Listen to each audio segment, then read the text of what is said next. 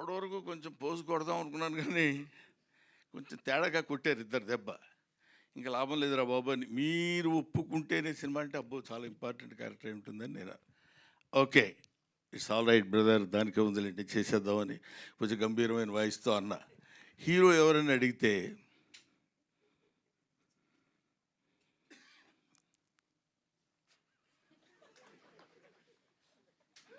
సాక్షాత్తు మీ అబ్బాయినండి. అక్కడ దెబ్బతిన్నా.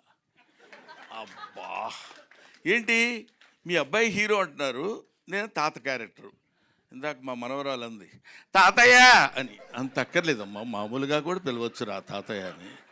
పాప అమ్మాయి హర్ట్ అయిపోయినంత అది కాదు తాతయ్య అని. నేను ఎప్పుడు ఏంటి ఇది అట్లా అని వీడు తాతయ్య నేను తాతయ్య వీడు మనవడు అన్నప్పుడు ఇదేంటి ఇట్లా ఇరుక్కున్నానేంట్రా బాబు అనుకున్నా.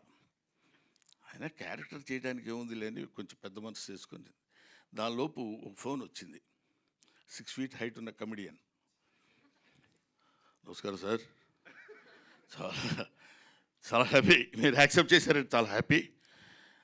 మీతో పాటు ఒక 20 days శుభ్రంగా యాక్ట్ చేయొచ్చు అని అంటాడేమో అనుకున్నా.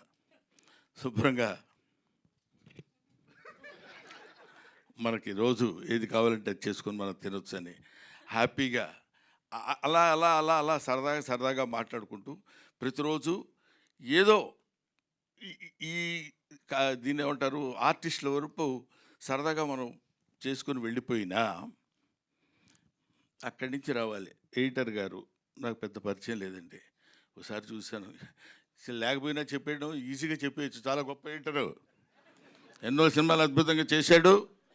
అసలు ఆ కుర్రోళ్ళలో స్పార్క్ ఉంది, నాకు తెలియదు ప్రామిస్గా. కానీ ఇలా చెప్పేయచ్చు, కానీ అది తప్పు.